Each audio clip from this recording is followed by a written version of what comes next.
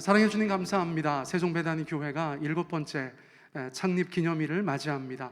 모든 것이 하나님의 은혜였음을 고백합니다. 어려운 시절이지만 저희가 주님 앞에 이날을 기억하고 하나님께 감사하며 예배할 수 있도록 인도해 주셨으니 우리 이 말씀을 통하여서 저희들 더욱더 하나님 앞에 심령을 새롭게 하고 주께서 원하시는 성도의 삶, 교회의 모습 될 수 있도록 역사하여 주시옵소서. 설교의 시종을 주께 의탁합니다. 존귀하신 예수님의 이름으로 기도드렸습니다. 아멘. 여러분, 창립 7주년인데 저희가 마땅한 행사도 하지 못하고 그렇게 2년째를 보내고 있습니다. 많이 아쉬우시죠? 눈빛이 절절하셔서 전달이 되네요. 저도 많이 아쉽습니다만 어쩌겠습니까? 저희가 올해도 그렇게 잘 견디어내고 내년부터는 변화가 있을 줄 믿습니다. 내년에 창립 8주년부터 그냥 저희가 밀렸던 행사를 그냥 한꺼번에 다 하는 그런 놀라운 역사가 있기를 바라겠습니다. 자, 오늘 내 교회를 세우리니라는 제목을 가지고 우리 마태복음 16장 16절로 18절 말씀 우리 같이 좀 나누겠습니다. 자, 본문 읽습니다. 시작. 시몬 베드로가 대답하여 이르되 주는 그리스도시요 살아계신 하나님의 아들이시니이다. 예수께서 대답하여 이르시되 바요나 시몬아 내가 복이 있도다. 이를 내게 알게 한 이는 혈육이 아니요 하늘에 계신 내 아버지시니라. 또 내가 내게 이르노니 너는 베드로라. 내가 이 반석 위에 내 교회를 세우리니 음부의 권세가 이기지 못하리라. 아멘. 자, 어제 저는 오전에 저희 같이 수요예배 드리는 세종 새누리교회에 갔었습니다. 우리 세종 새누리교회도 오늘이 창립 5주년 기념 주일이에요. 그래서 어제 오래도록 함께 했었던 전도사님에게 목사 안수를 베푸는 그런 시간이 있었습니다. 제가 또 속한 지방회 회장이잖아요. 그래서 회장은 당연히 참여하여서 설교를 하게 되어 있습니다. 어제 제가 참여하여서 설교하고 또 전도사님께 안수하여서 그렇게 목사로 세우는 일이 있었습니다. 또 제가 어제 오후에는 서울에 갔어요. 서울에 가서 제 제자입니다. 신부가 제 제자인데 제가 모처럼 주례를 서고 왔습니다. 몸이 너무 안 좋아가지고 제가 목금토 힘이 들었는데 어쨌거나 너무 복된 자리이기 때문에 제가 이를 악물고 서울에 올라가서 주례를 잘 서고 왔습니다. 짧게 했어요. 하객들이 그냥 길게 하는 거 너무 원치 않으셔가지고 아주 짧게 했습니다. 아주 반응이 너무 좋았어요. 내용을 아무도 듣지 않아. 그냥 짧게 끝나니까 막 환호하고 너무 좋아하는 그런 모습을 보았어요. 제가 어제만 경험한 일들도 무엇이냐면 어떤 일을 새롭게 시작하는 그것이었어요. 새로운 가정이 시작되고 또 새로운 목사로서의 그런 시절들이 시작되는 그런 모습들을 제가 보았습니다. 저희 교회가 이제 창립되고 7년 그런 세월을 보내면서 제가 많은 생각들을 하게 되고 또 주님 앞에 기도하면서 말씀을 준비하고 있었던 때에 저 두 장면이 제 마음 가운데 굉장히 은혜롭게 다가왔습니다. 저희 교회도 어쨌거나 시작할 때가 있었던 것이죠. 시작할 때가 있었습니다. 그때의 마음을 생각해 보면 지금보다 훨씬 더 뜨겁고 지금보다 훨씬 더 간절했던 그런 것들을 저희가 기억할 수가 있어요.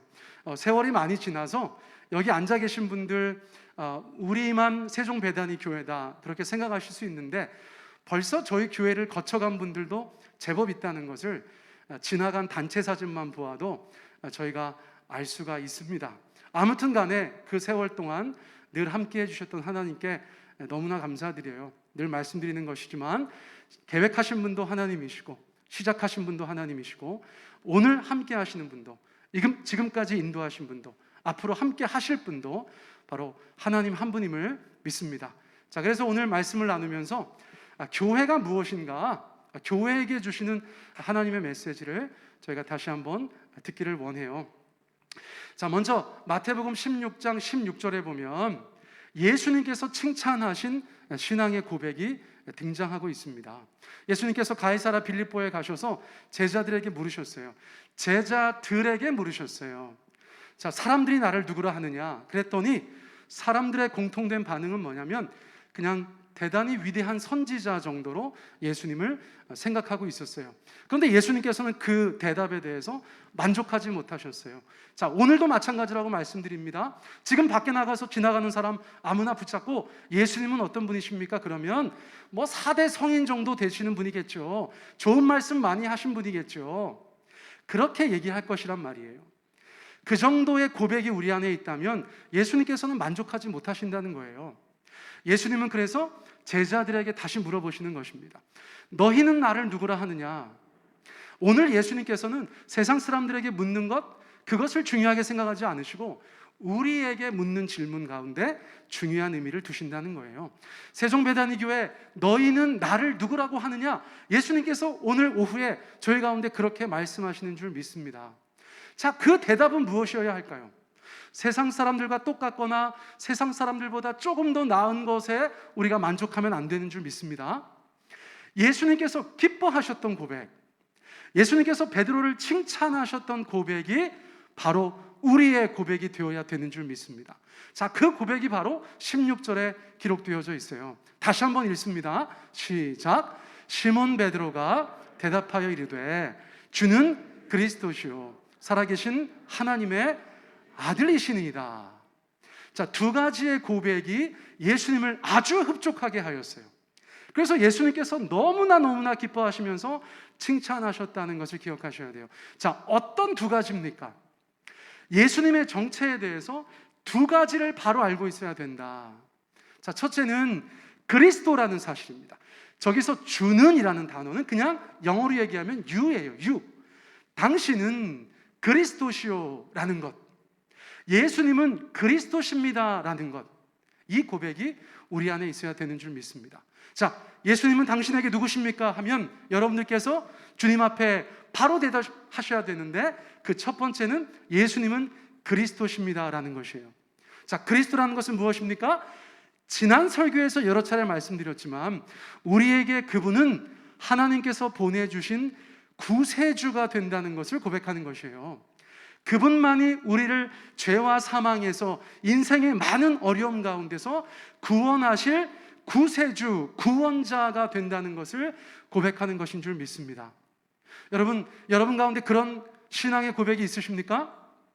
자, 아멘으로 화답해 보시기 바라요. 제가 어제 줄에 서고 와가지고 계속 대답을 강요하고 있어요. 대의와 정절을 지키시겠습니까? 아, 신랑 목소리가 작네요. 대의와 정절을 지키시겠습니까? 제가 이러고 와가지고 여러분도 지금 대답 현찮게 하시면 설교가 안 끝나십니다. 자, 아시겠죠?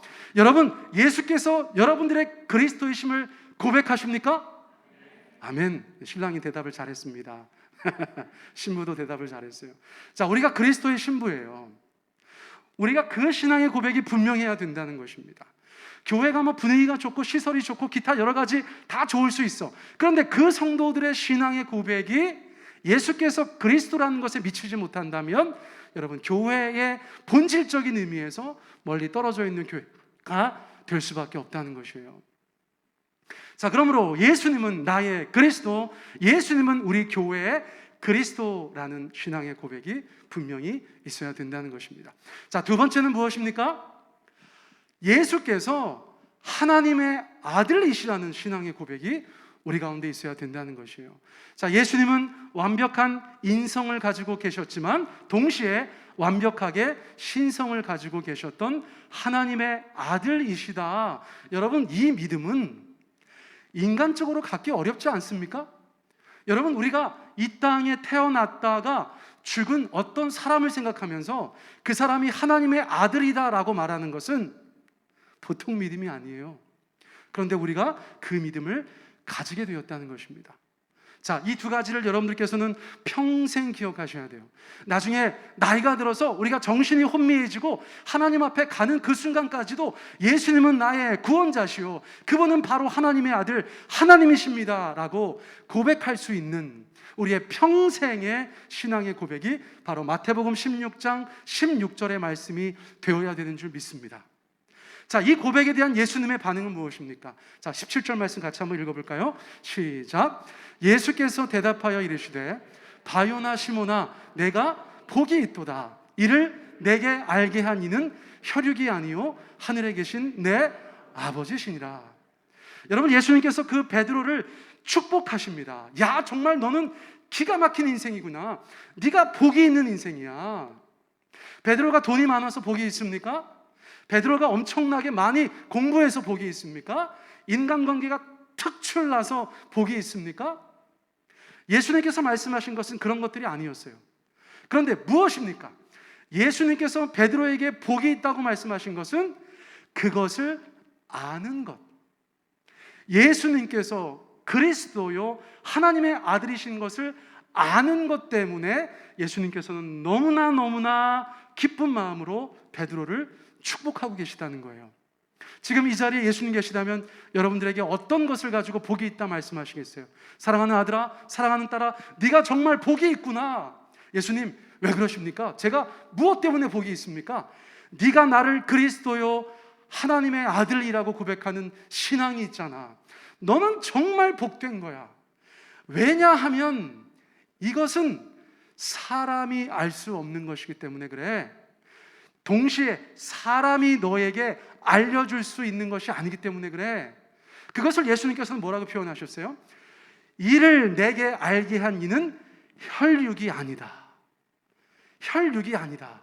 어떤 인간적인 것, 어떤 물질적인 것, 그런 것을 통해서 네가 지금 그 신앙을 고백한 것이 아니다 라고 말씀하고 있다는 것이에요. 자, 그 신앙 고백을 누가 허락하셨습니까? 예수님의 말씀에 따르면 하늘에 계신 하나님 아버지께서 베드로에게 그 신앙을 고백하게 하셨다는 거예요. 여러분, 저와 여러분이 예수님에 대해서 온전한 신앙을 고백하고 있다면 그것은 하나님께서 알게 하신 것인 줄 믿습니다. 그러므로 우리는 복받은 자들인 줄 믿습니다. 여러분, 우리의 신앙을 귀하게 여기고 계십니까? 자꾸 지금 저한테 도전하시는 거죠? 다시 한번 묻습니다. 여러분들의 신앙을 귀한 것으로 믿고 계십니까? 아멘. 여러분, 세상 어떤 것보다 복된 것이 바로 우리의 신앙이고 신앙의 고백인 줄 믿습니다. 자, 그러므로 예수님께서 그 다음에 기가 막힌 말씀을 하셨어요. 자, 18절 말씀 우리 같이 한번 읽습니다. 시작. 또 내가 내게 이르노니 너는 베드로라. 내가 이 반석 위에 내 교회를 세우리니 음부의 권세가 이기지 못하리라. 자, 예수님께서 기가 막힌 비밀을 말씀해 주셨어요. 이제 내가 너한테 이른다. 네가 나한테 그렇게 고백했으므로 내가 너한테 그렇게 말한다. 이런 의미가 깔려 있어요. 자, 또 내가 내게 이르노니 너는 베드로라. 내가 이 반석 위에 내 교회를 세우겠다. 그렇게 말씀하셨습니다. 자, 예수님께서 어디에다가 교회를 세우시겠다고 말씀하셨다고요? 이 반석 위에 교회를 세우겠다고 말씀하셨어요. 자, 이 반석은 누구예요? 대한민국에 반드시 있습니다. 이 반석씨. 여러분, 저희 교회 오반석씨도 있잖아요. 그렇죠? 그러니까 이 반석씨가 있는데 그분은 이 말씀 들을 때마다 얼마나 깜짝 놀라겠어요. 예수님께서 이 반석 위에 교회를 세우겠다고 하시니까 얼마나 놀라셨을까? 그런데 이 반석은 종교개혁 이후에 수많은 목회자들과 신학자들과 설교자들이 공히 이야기하는 바 바로 베드로의 신앙 고백이다라고 말하는 것입니다. 교회는 어디에 세워집니까? 교회는 아주 그냥 좋은 땅 위에 세워집니까? 좋은 건물에 세워집니까? 그렇지 않다는 것입니다. 교회는 신앙을 고백하는 신자들에게서 세워지는 것이 바로 교회인 줄 믿습니다. 여러분, 교회는 어떤 면에서는 공간도 필요 없고 건물도 필요 없는 것이 바로 교회인 줄 믿습니다. 신자 공동체가 교회이기 때문에 그래요. 그런 면에서 세종배단위교회는 요즘에 그런 교회를 피부로 경험하고 있다고 볼 수 있어요. 우리가 어딜 가든 세종배단위교회로서의 그 정체성은 조금도 흔들리지 않죠. 왜냐하면 우리의 신앙 고백, 이 신자 공동체가 예수님의 교회, 세종배단위 교회이기 때문에 그렇습니다. 자, 그 반석, 그 신앙의 고백 위에 세워진 교회는 누구의 교회입니까? 이거 대답하셔야 됩니다. 자, 그 반석 위에 세워지는 교회는 누구의 교회입니까? 예수님의 교회입니다. 내 교회를 세우겠다 말씀하셨어요. 예수님께서 내 교회라고 하셨으니까 그것은 예수님의 교회인 것입니다. 교회를 개척할 때부터 제가 저희 교회에 오시는 많은 분들에게 강조하였고, 직분자들에게는 더 많이 강조하였고, 기도하는 분들에게는 더 많이 기도하게 했던 것이 뭐냐면, 세종배단위 교회가 예수님의 교회인 것에 대해서 믿고 선포하고 기도해달라고 강조하여 말씀드렸던 것이에요. 여러분, 우리 많은 앞선 교회들이 그 교회가 아주 인간적인 교회가 된 이유가 무엇입니까? 그 교회의 주인이 누군가에 대해서 정확하게 알고 있지 못했기 때문에 그래요. 개척해서 수십 년 목회하신 원로 목사님 교회가 될 수도 있어요. 그 교회에서 지대한 영향을 미쳤던 어떤 장로님의 교회가 될 수도 있어요. 그 교회에서 아주 그냥 개척 때부터 여러 가지 면에서 함께 했었던 어떤 그룹이 그 교회에서 주인인 양 행사할 수도 있어요. 우리는 그런 교회들을 너무나 많이 봐왔습니다. 여러분, 그런 교회들의 공통점은 무엇인가? 세월이 가면 갈수록 생명력을 잃어가면서 결국은 예수님의 교회가 아닌 누군가의 교회로 전락해버리는 것을 저희가 보게 된다는 것이에요. 그 끝이 좋은 경우가 없습니다. 그러므로 우리가 정말 기억해야 되는 것, 여러분, 세종배단위 교회는 예수님의 교회입니다. 여러분, 제가 응답받고 시작했어요. 제가 개척 목사입니다. 제가 7년 6개월 동안 목회했어요. 그런데 제가 이 교회에 대해서 어떤 형태든지 그렇게 말하거나 행동하는 것을 보신 분이 계세요? 여러분, 저는 이 교회에 대해서 어떤 형태의 그런 주인의식을 갖고 있지 않습니다. 여러분, 이 교회는 예수님의 교회세요. 여러분, 우리 중에 누구도 마찬가지입니다. 이 교회에 대해서 예수님의 교회이므로 예수님께서 다스리시고 통치하시고 왕 되시고 머리 되시고 그렇게 역사하셔야 된다는 것을 여러분 마음으로, 여러분들의 행동으로 그렇게 고백해 주시기를 바라요. 그러므로 우리가 주님 앞에 해야 될 것들은 성경적인 것이어야 합니다. 우리가 주님 앞에 해야 되는 것들은 주께서 원하시는 것들이어야 합니다. 성령께서 인도하시는 것들이어야 합니다. 우리가 어떤 일을 할 때 성경에서 근거를 찾을 수 없다, 우리는 그 일을 하면 되지 않습니다. 그런 모든 면에서 주께서 기뻐하시는 교회, 예수님의 교회가 우리 안에서 세워져 가기를 간절히 원해요. 자, 그러면 그 교회는 능력 있는 교회가 된다는 것이에요. 어떤 측면에서요? 자, 마지막 줄만 읽어볼까요? 시작.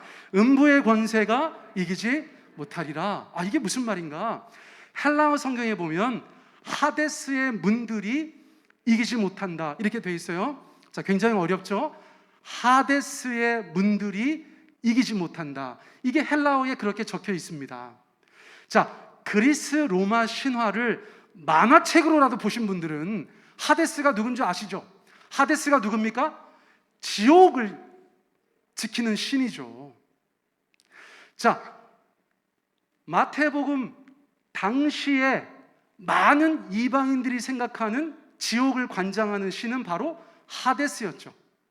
사람 마귀를 뜻하는 것이라고 볼 수 있어요. 그러면 하데스의 문들은 무슨 뜻일까요? 자, 그 문들은 어디에 있습니까? 그 문들은 어디에 있어요? 자, 잘 보세요. 음부의 권세가 이기지 못한다는 것에 대해서 많은 분들이 교회는 방어하고 마귀가 교회를 공격하는 듯한 느낌을 받으실 수가 있어요. 자, 보세요. 예수님께서 예수님의 교회를 세우셨는데 음부의 권세, 마귀의 권세, 마귀의 능력이 이기지 못하는 교회가 될 것이다. 그러니까 어떻게 상상하냐면 교회가 이렇게 성을 쌓고 있으면 마귀가 와가지고 막 계속 공격하는 거야, 교회를. 그런데 끝끝내 마귀는 이기지 못한다고 생각하신단 말이에요. 저 말 속에 그런 이미지가 있어요. 그런 뉘앙스가 있어요. 자, 그런데 여러분, 이것은 이렇게 번역할 수 있습니다. 내가 이 반석 위에 내 교회를 세우리니 음부의 권세가 견디지 못하리라. 똑같은 단어인데 이기지 못하리라고도 번역할 수 있고 견디지 못하리라고도 번역할 수 있다면 저는 견디지 못하리라를 선택하겠다는 거예요. 왜요? 우리가 누가복음을 통해서 계속해서 말씀을 나누고 있잖아요. 예수님께서 마귀를 공격하시지 마귀가 예수님을 공격하는 게 아니에요.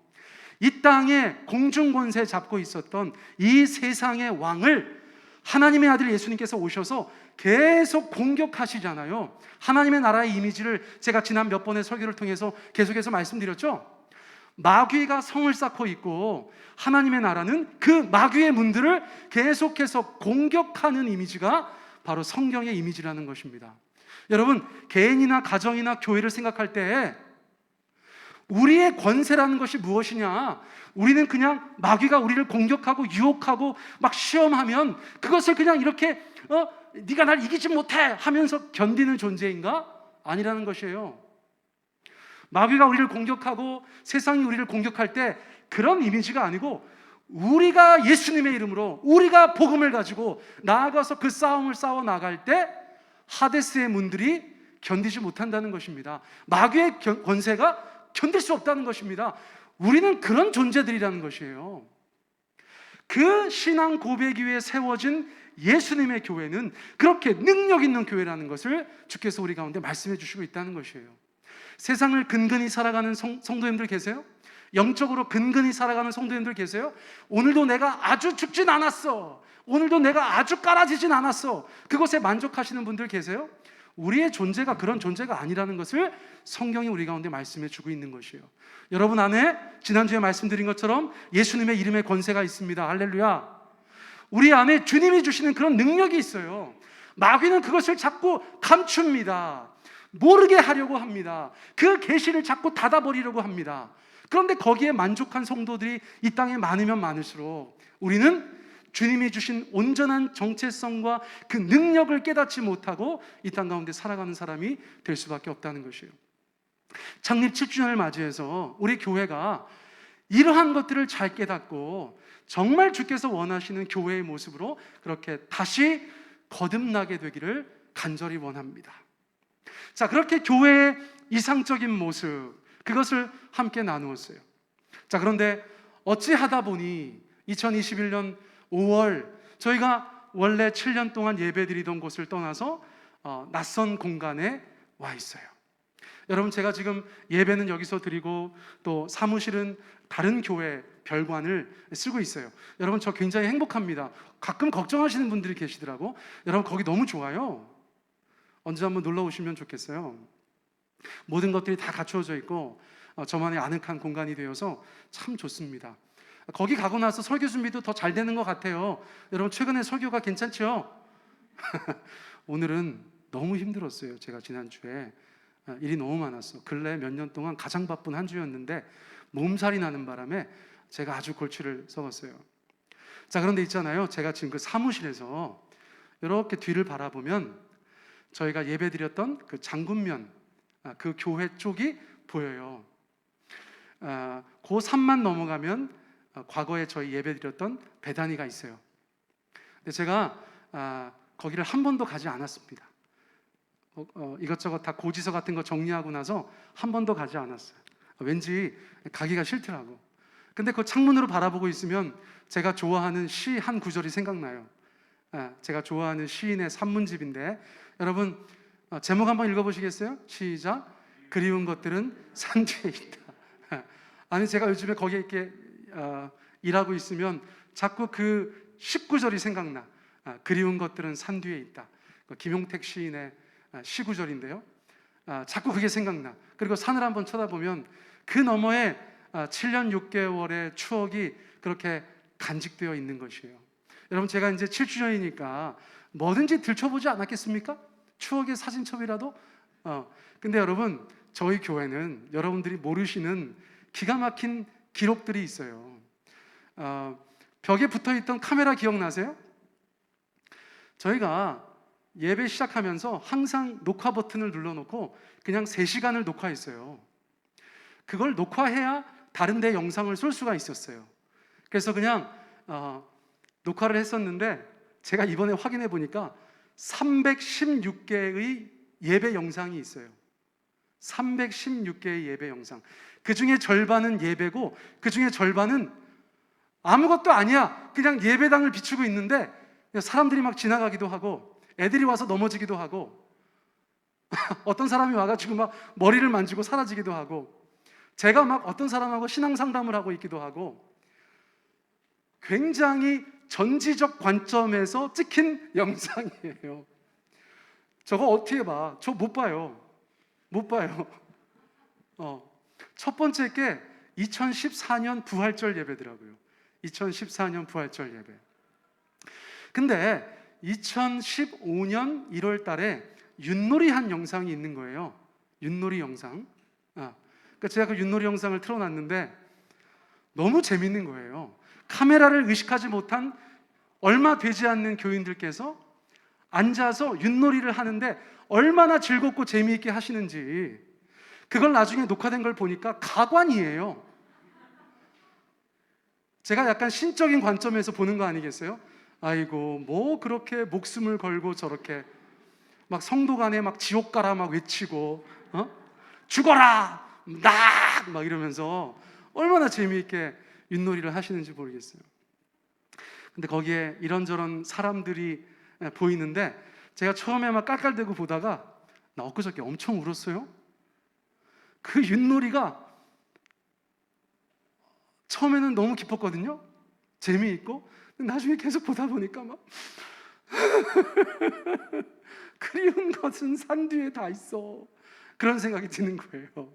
여러분, 저와 함께 그런 묘미를 느껴보실 분들은 놀러 오세요. 사무실에 오시면 제가 언제적 파일이라도 꺼내서 같이 보여드릴게요. 정말 너무 소중한 추억이 고스란히 그렇게 다 담겨 있다는 것에 너무나 기가 막혔어요. 자, 그런데 여러분, 하나님께서 우리를 인도해 내셨습니다. 할렐루야. 이것을 우리가 부인할 수 있는 방법이 없어요.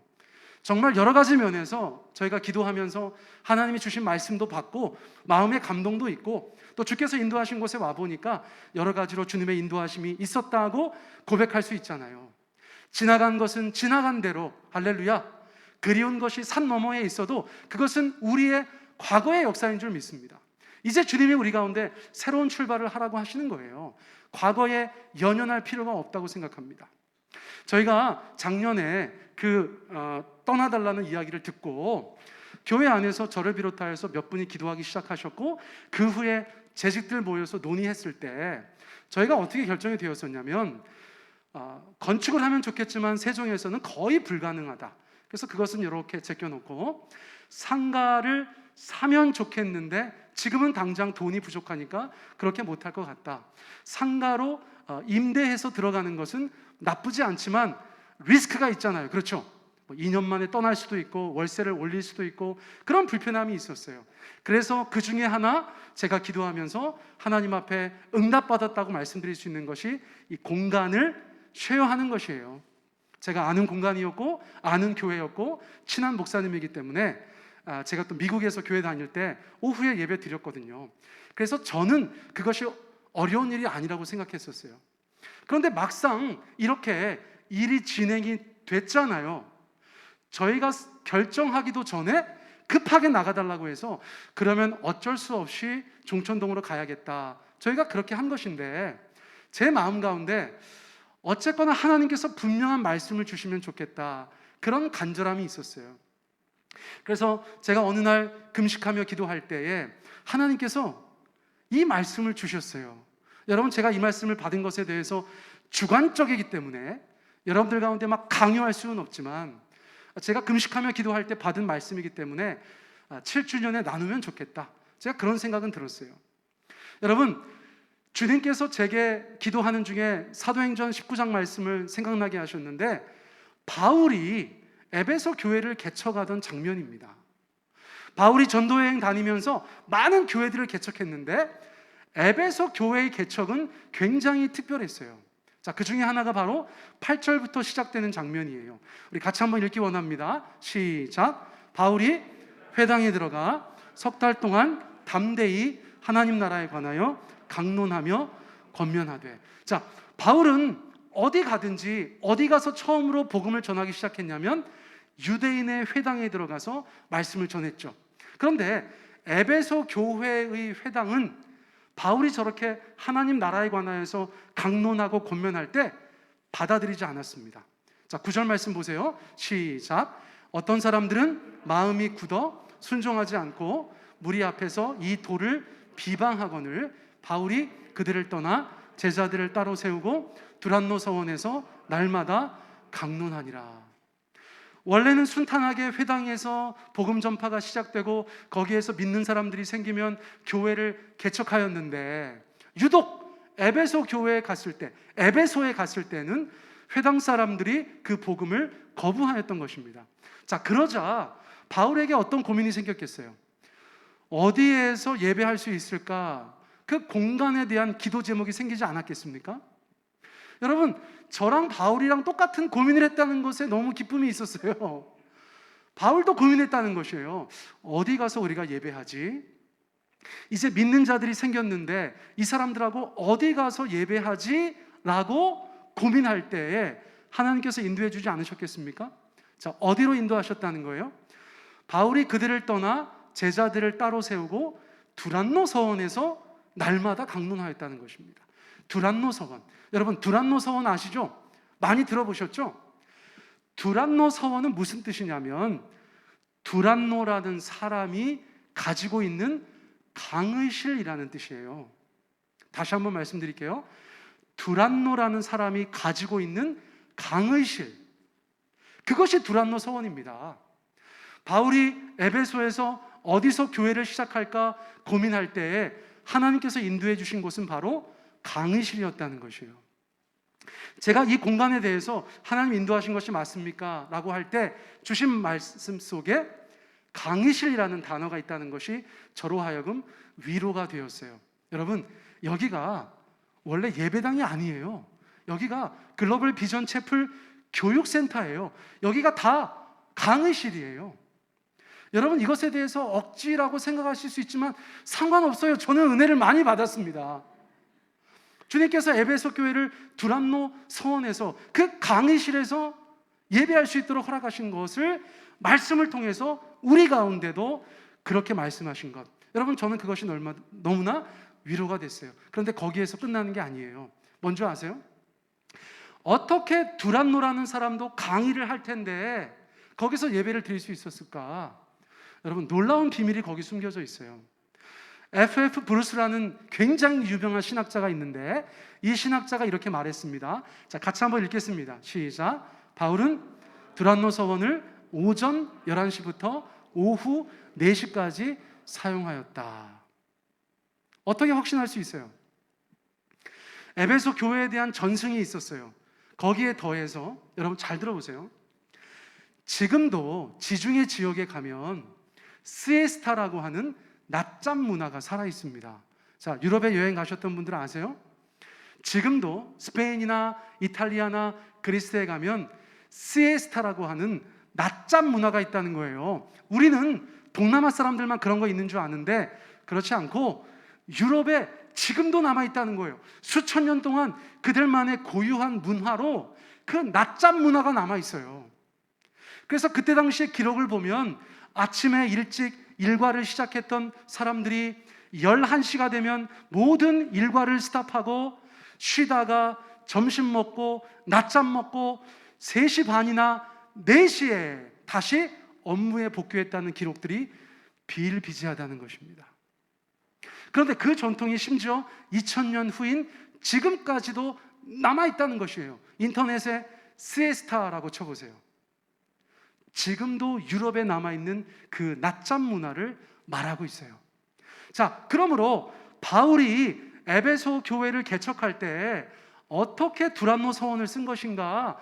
두란노도 강의를 하고 있었던 것이에요. 그런데 언제까지 강의했습니까? 오전 11시까지 강의한 것입니다. 그리고 나서 시에스타, 쉬다가 점심 먹고 낮잠 자고 4시에 돌아오는 그 두란노 서원이었다는 것이죠. 그러므로 바울은 발상을 달리한 것이에요. 하나님께서 인도해 주신 거 맞지만 바울은 생각을 달리한 것입니다. 많은 사람들이 낯설어 하겠지만, 많은 사람들이 불편해 하겠지만 에베소 교회는 11시부터 4시까지 모인다. 그때 모여서 뭐 합니까? 자, 그러니까 그때 모여서 뭐 합니까? 자, 19장 10절 말씀 같이 한번 읽어볼까요? 지나갔죠?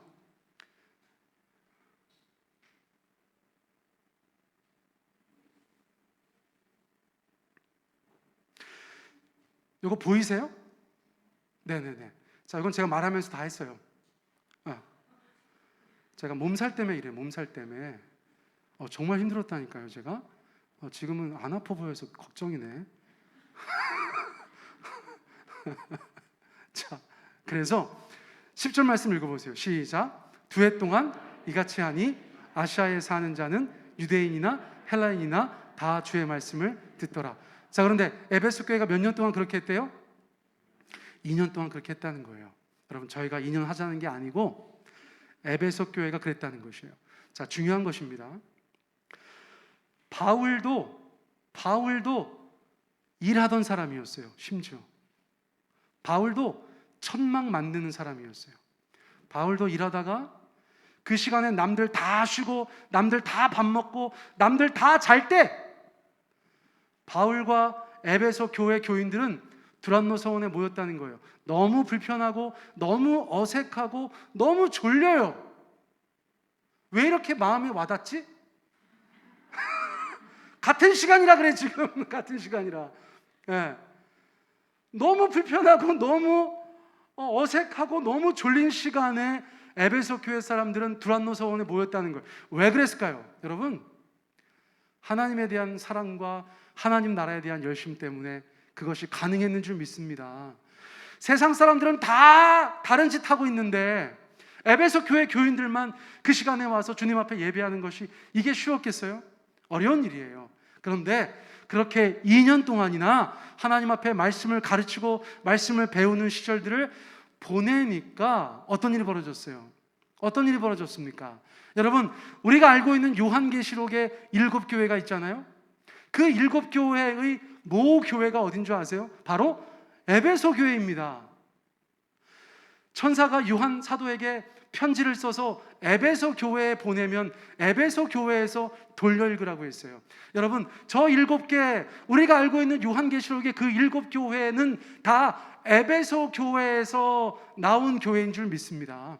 그 2년 동안의 그 땀과 기도를 통하여서 하나님께서는 에베소 교회뿐만 아니라 그 오늘날의 터키 지역에 있는 많은 교회들을 개척하셨다는 거예요. 그 불편함을 통해서, 그 어색함을 통해서. 여러분, 저는 이 말씀을 받고 나서 하나님 앞에 정말 많은 위로를 받았어요.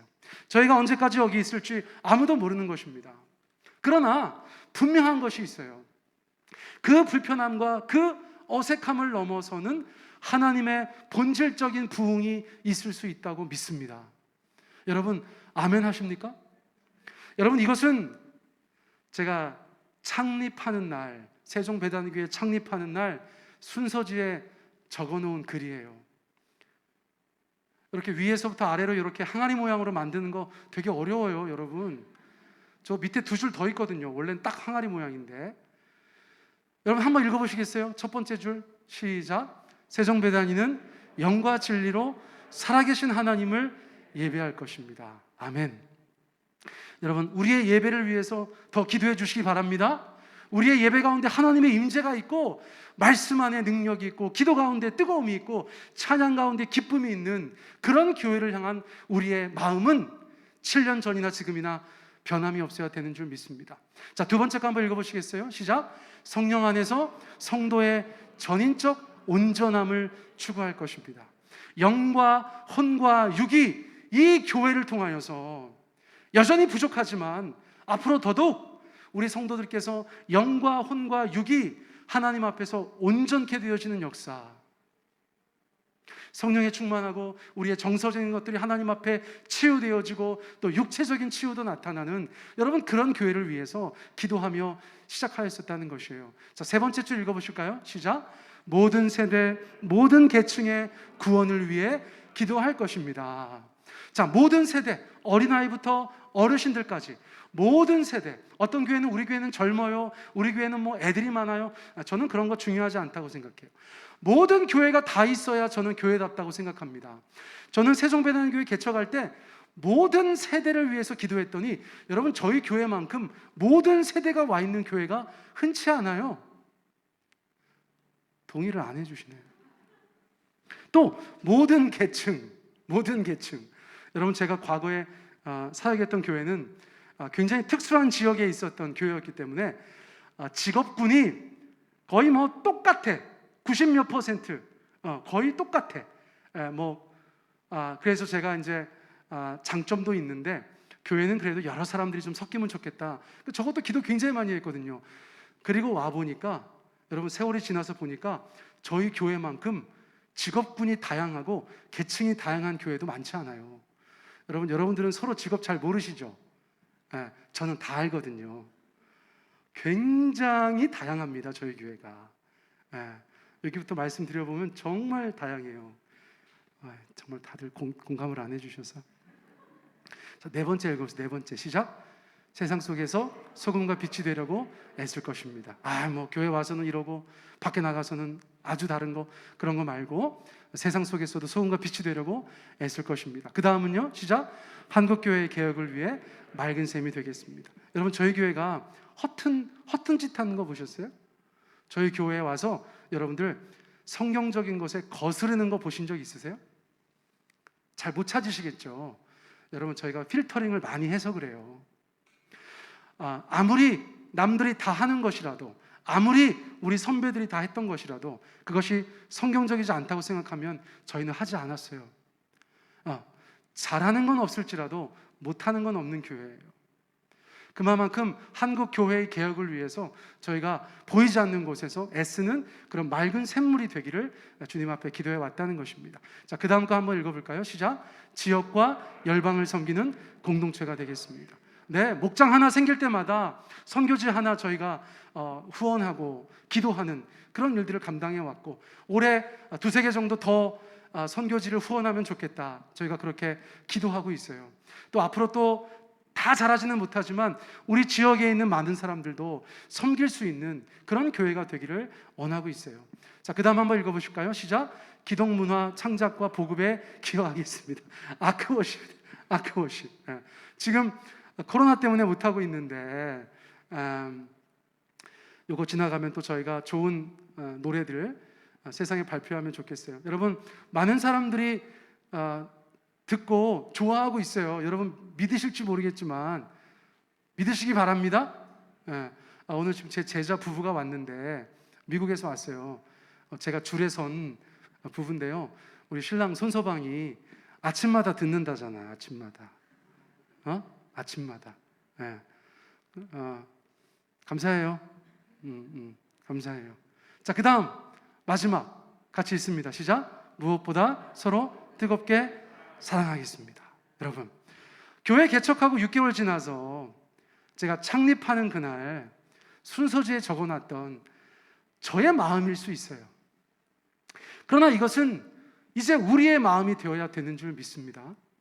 이제 7년 지나가면서 저희가 굉장히 특수한 상황에 있긴 하지만 조금 더 요동할 필요가 없이 주께서 우리 가운데 주신 이 기가 막힌 사명들을 품고 주님 앞에 한 걸음 한 걸음 황소걸음을 해나갈 때 주께서 이 교회 가운데 지금보다 더 놀라운 역사들을 이루어 주실 것을 믿습니다. 여러분, 제 친구 목사가 있어요. 짧게 말씀드리고 설교를 마치겠습니다. 제 친구 목사가 저랑 비슷하게 교회를 개척했는데 그 친구는 수억의 후원금을 받고 교회를 개척했어요. 제가 볼 때는 아무 근심 걱정 없이 교회를 개척했어요. 돈만 받은 게 아니라 성도도 한 100명 정도 그렇게 같이 시작했어요. 또 제가 볼 때는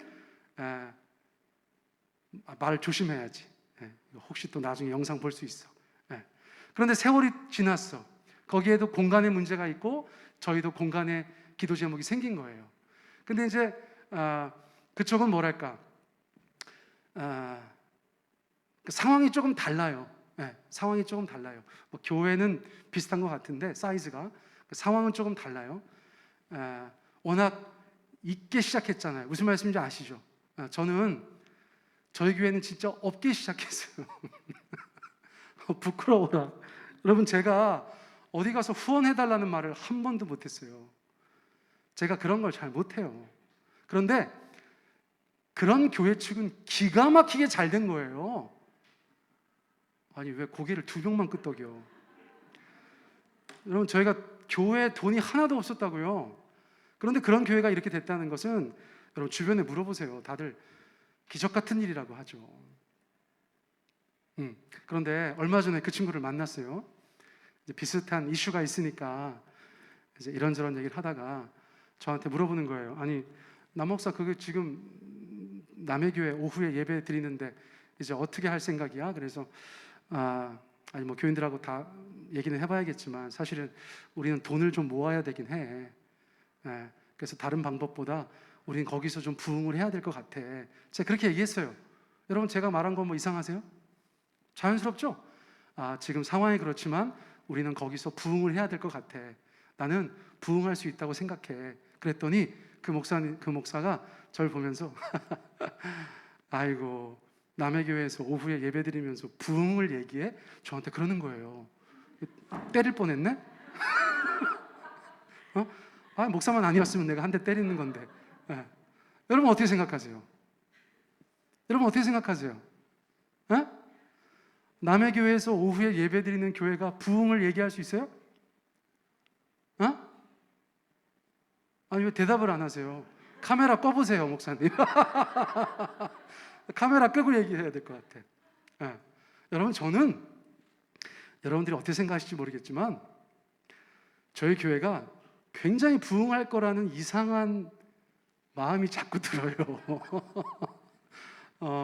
여러분 마음의 준비를 하시기 바랍니다.